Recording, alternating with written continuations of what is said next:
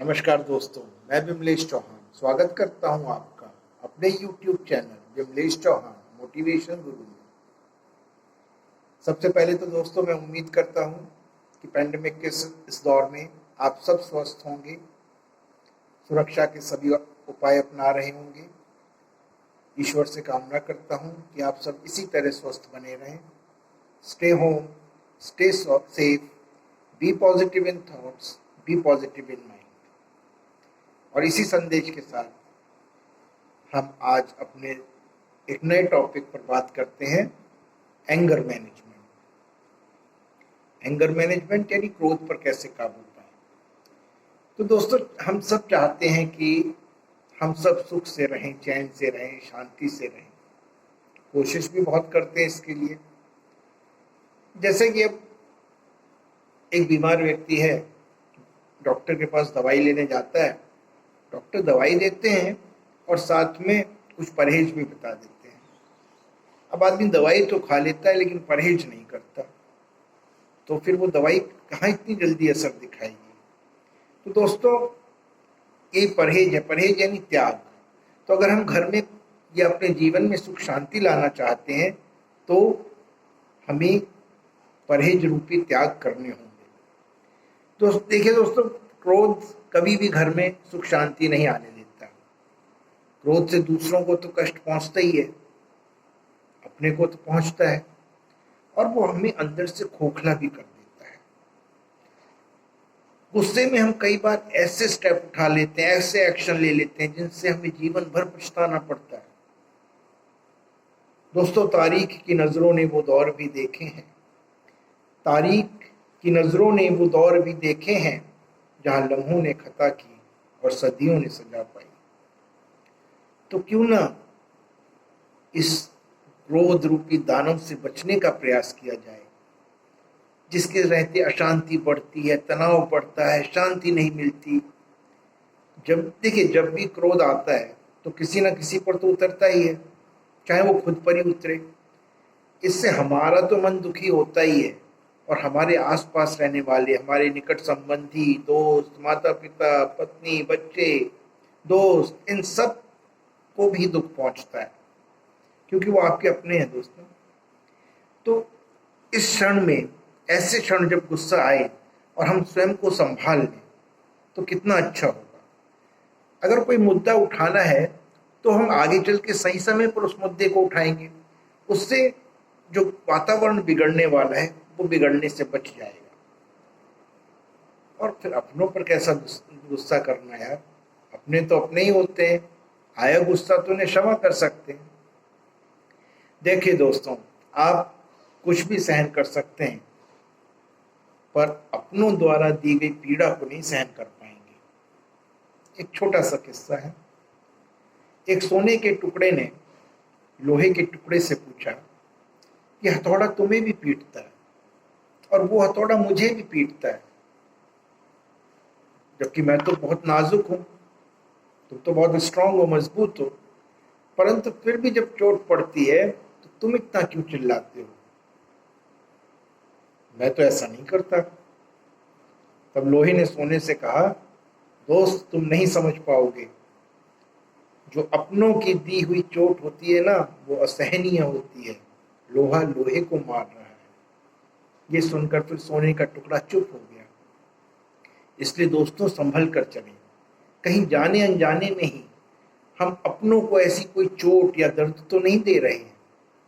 यदि हाँ, तो ये सब गुस्से के कारण है, क्रोध के कारण है, और हम इसे छोड़ना चाहिए, छोड़ना पड़ेगा। तो यदि आप सचमुच इससे निजात पाना चाहते हैं तो प्रयत्न भी आपको खुद करने होंगे। नियंत्रण पाना कठिन है, असंभव तो कोई चीज नहीं है। एकांत में बैठकर सोचें कि अपने क्रोध पर कैसे नियंत्रण पाएं, कौन से तरीके अपनाएं। आपको अपने से ज्यादा अच्छा कोई नहीं जानता। जब आप खुद सोचेंगे तो आपको उसका उपाय भी मिलेगा। अपनी कमजोरियों, कभी कभी अपनी कमजोरियों को छुपाने के लिए हम दूसरे पर क्रोध करते हैं। ये मूल कारण है। भूल गलती कहते किसको है? अरे जो गलती जानबूझकर न की जाए, भला किसको लिए उसको दंड दिया जाए? भाई किसी ने गलती की है, वो तो जानबूझकर नहीं की, तो उसके लिए क्यों हम दंड दिए और इस पर क्रोध क्यों करें? अरे गलती से हो गया, ऐसे में क्षमा कर देना सबसे जरूरी होता है। मन को शांति मिलती है और जो भूल करने वाला व्यक्ति होता है उसको अपने आप ग्लानि हो जाएगी। प्रत्येक इंसान से भूल तो होती ही रहती है। तो यदि इंसान भूलों के भय से कुछ करना ही बंद कर देगा तो फिर जीवन में सफल नहीं होगा, और यदि इंसान भूल करना बंद कर देगा तो फिर देवता बन जाएगा।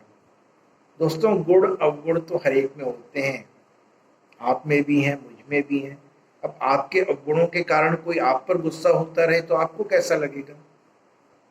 तो छोटी छोटी भूल है तो क्षमा कर देनी चाहिए, और क्षमा करने में सजा देने की बजाय अधिक असर होता है। माना ही बहुत कठिन है दूसरे को क्षमा करना, लेकिन आपकी इमेज बहुत आगे बढ़ा देता है। छोटी छोटी बातों पर ध्यान देकर क्रोध ना करें, समय नष्ट ना करें। समय और स्थिति को समझते हुए नियंत्रण रखिए।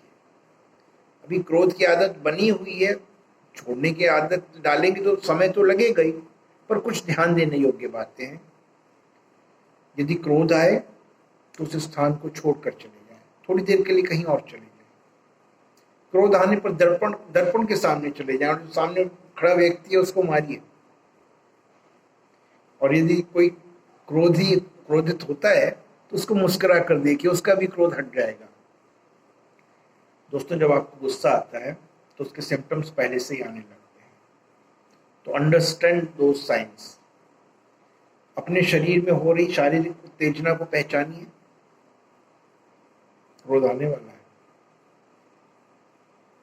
एक लंबी सांस लें, होश में रहें, होश न खोएं, सोचिए। अपने कंधों को, सर को एक्सरसाइज कीजिए धीरे धीरे, 1 से 50 तक गिनिए। फिर उसके बाद हो रहे जो कार्यकलाप हैं, जो एक्टिविटीज हो रही हैं, उनके बारे में सोचिए। अगर आपके साथ ऐसा होता है तो जितनी जल्दी हो उस जगह से थोड़ी देर के लिए निकल जाएं, क्योंकि ज़्यादातर गुस्सा या क्रोधित लोगों को क्रोध या गुस्से पर काबू नहीं होता। जो ज़्यादा गुस्सा करते हैं, क्रोधित हो जाते हैं, वो अपने गुस्से पर काबू नहीं कर पाते। तो जब आपको सिम्टम्स ऐसे लगने लगे तो आप थोड़ी देर के लिए उस जगह से उठकर कहीं और चले जाइए।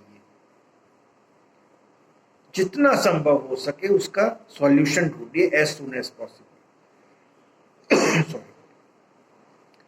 ये ना सोचिए कि आपको गुस्सा दिला रहा है। ये सोचिए कि आप अपने गुस्से को काबू कैसे कर सकते हैं, क्या इसके पॉसिबल सॉल्यूशंस हैं।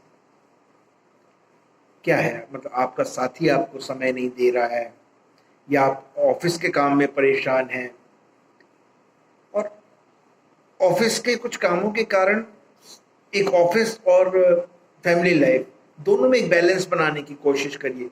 कभी कभी जब ये बैलेंस नहीं बनता है तो फिर वह भी एक गुस्से का कारण बनता है। कुछ व्यायाम करिए, एक्सरसाइज करिए। अगर आपको लगता है कि आपका गुस्सा आप पर हावी हो रहा है तो छोटे छोटे जॉगिंग, साइकिलिंग, योग, स्विमिंग, म्यूजिक, डांस, इन सब पर ध्यान लगाकर या एक्सरसाइजेस करके प्रतिदिन करिए, डेली करिए। शारीरिक गतिविधि आपके मन में उत्पन्न होने से तनाव कम होता है। अपने गुस्से को अभिव्यक्त करें, एक्सप्रेस करिए। और सबसे अच्छा तरीका है, जब आपको गुस्सा आ रहा है, एकांत में जाइए, एक पेपर लीजिए, एक पेन लीजिए, और जिस पर भी गुस्सा आ रहा है उसका बड़ी तगड़ी जो भी आपके मन में बातें आ रही हैं सारी लिख दीजिए। चाहे वो आपके बॉस के लिए हो, चाहे वो आपके सबॉर्डिनेट के लिए हो, चाहे आपके दोस्त के लिए हो, रिलेटिव के लिए हो, किसी के लिए भी हो, जाइए और उसको एक तगड़ा पत्र लिखिए। जो कुछ आप कहना चाहते हैं, जो भी आपके मन में आ रहा है, सब कुछ लिख दीजिए। और फिर उसके बाद उसको फाड़ दीजिएगा मत, किसी को दीजिएगा मत। देखिएगा आपका जो भी भड़ास थी वो सब निकल गई है, गुस्सा भी आपका निकल गया, किसी का भी नुकसान नहीं हुआ। तो इस तरह से आप अपने गुस्से को अभिव्यक्त करिए। अगर आप गुस्से को सकारात्मक पॉजिटिव पॉइंट से उसको उपयोग करिए तो अच्छा हो सकता है। हमारी कई चीजें हैं, अरे गुस्सा आ रहा है, थोड़ी देर के लिए आप बाहर चले जाएंगे, किसी पॉजिटिव चीज में माइंड लगाएंगे, उसका यूटिलाइज हो जाएगा, टाइम यूटिलाइज हो जाएगा। कुछ दिनों के लिए काम से छुट्टी ले लीजिए।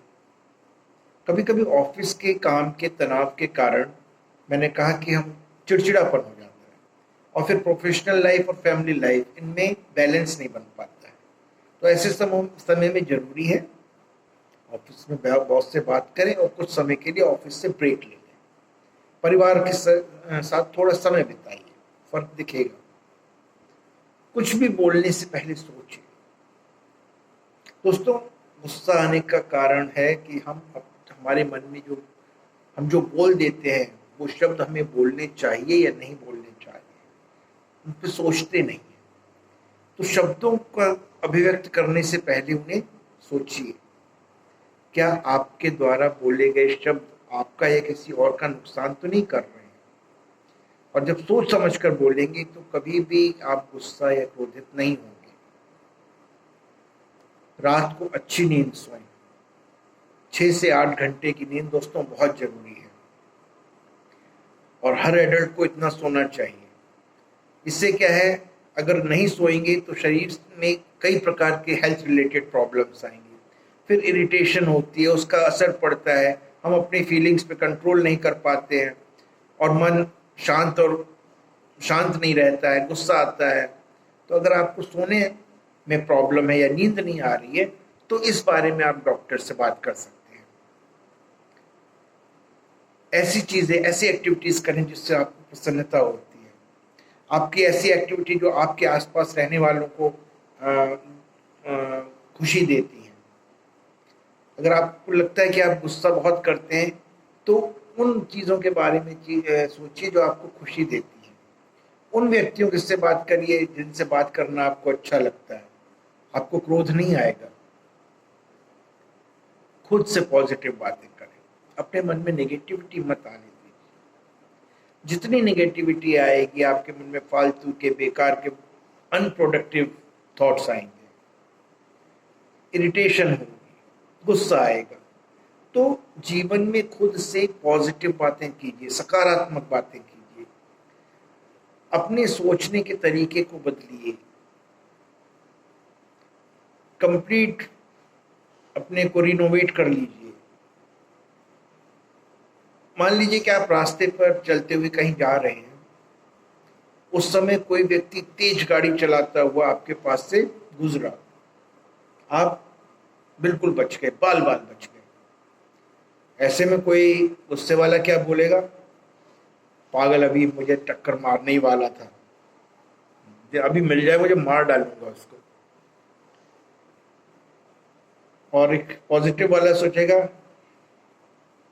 बहुत ही हड़बड़ी में गाड़ी चला रहा है, हो सकता है कहीं जल्दबाजी में वो किसी इमरजेंसी में जा रहा होगा, चलो भगवान का शुक्रिया है मेरी जान बच गई। दोनों स्थितियों में अंतर था। जोर जोर से हंसिए दोस्तों, laughter is the best medicine. हम हंसते नहीं हैं, ज्यादा समय उदास रहते हैं, और जब भी हमें कोई शारीरिक कार्य करने की आवश्यकता होती है और हम हंसते हैं तो हमें बहुत ही हल्का और आनंद महसूस होता है। जोर से हंसिए। कोशिश कीजिए उन फिल्मों का कलेक्शन बनाएं जो आपको हंसी प्रदान करती हैं, खुशी देती हैं। उन दोस्तों से मिलिए जो दोस्त आपको अच्छा समय देते हैं, आपके समय को अच्छा बना देते हैं। दोस्तों, लाफ्टर बहुत अच्छी चीज़ है।